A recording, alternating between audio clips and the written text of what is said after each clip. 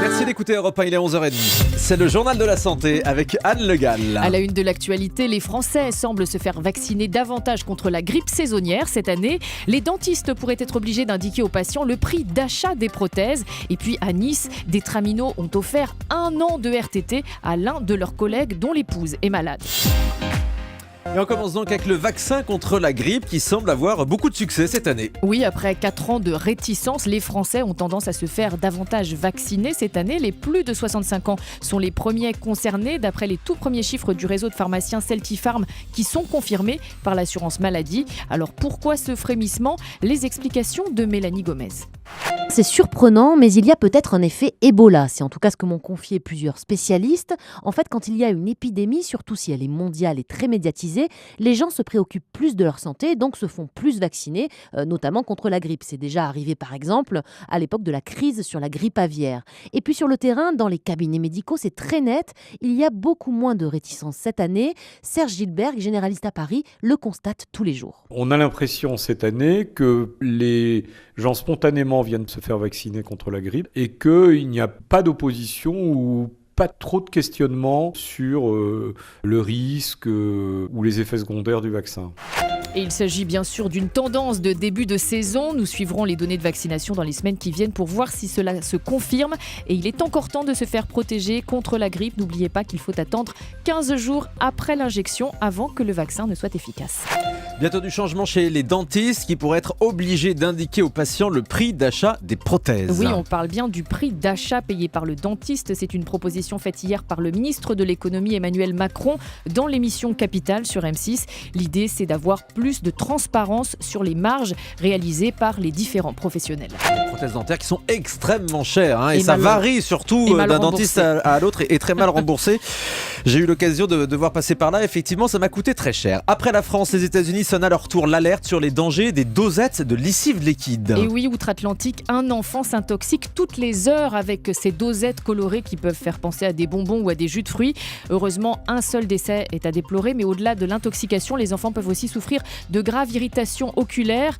Dans les 2/3 des cas, les enfants ont entre 1 an et 2 ans. Les experts américains réclament que les emballages soient davantage sécurisés. Ces fameuses dosettes qu'on dit hydrosolubles, exactement, qui fondent dans la bouche. Et qui fondent dans la bouche, qui sont censés fondre dans le linge avec l'eau, mais qui peuvent aussi fondre dans la bouche. C'est l'effet de la salive. Voilà, oui. à ne pas mettre donc dans les mains des enfants. La belle histoire maintenant d'une bouteille à la mer jetée par un jeune Américain autiste et qui atterrit en Bretagne. En Bretagne, chez nous. Voilà. Cette bouteille avec une lettre à l'intérieur a été découverte au mois de février dernier par une adolescente de 14 ans sur une plage du Morbihan. Elle avait été jetée effectivement 1 an plus tôt en Floride par un Américain de 13 ans atteint d'autisme. Il avait jeté ce message à la mer sur les conseils d'une enseignante qui voulait l'encourager à exprimer ses sentiments. Je vous propose d'écouter Rose qui a trouvé ce message sur une plage bretonne, donc de l'autre côté de l'Atlantique. Elle est au micro de Lord d'Autriche. Cette bouteille, elle a passé quand même 1 an et demi dans la mer, avec les courants. Voilà, je suis tellement contente de savoir qu'elle soit arrivée en France, en Bretagne, et que ce soit pour moi. Le destin a voulu que ce soit nous. C'est devenu mon correspondant. Ça me ferait très plaisir de le voir en vrai. On s'est plus ou moins dit que s'il y en avait un qui venait à Paris ou bien en Floride, on contacterait l'autre pour lui dire qu'on y est. Donc, mais pour l'instant, c'est plus comment ça va, qu'est-ce qu'il y a de nouveau dans ta vie. La lettre, elle est plastifiée dans la maison. Voilà. C'est incroyable. Belle histoire, incroyable cette histoire de bouteille à la mer. Et puis une autre belle histoire maintenant, Anne. À Nice, les employés des réseaux des bus et des tramways de la ville ont offert 1 an de RTT à l'un de leurs collègues. Oui, 1 an de RTT pour ce collègue chauffeur de bus pour qu'il puisse s'occuper de sa femme malade, victime d'une hémorragie cérébrale et qui est sur le point d'accoucher. Au total, 250 salariés de la régie ont offert des jours, certains jusqu'à 10 jours. Ce don de RTT pour venir en aide à un collègue dont un proche est malade, ce don est officiellement autorisé avec l'accord de l'employeur depuis une loi votée fin avril. Allez, on termine avec le chiffre du jour, et le chiffre du jour c'est 25. Plus 25%, c'est l'augmentation en 10 ans du nombre d'adultes portant un appareil dentaire. Et oui, il n'y a plus d'âge pour les bagues sur les dents.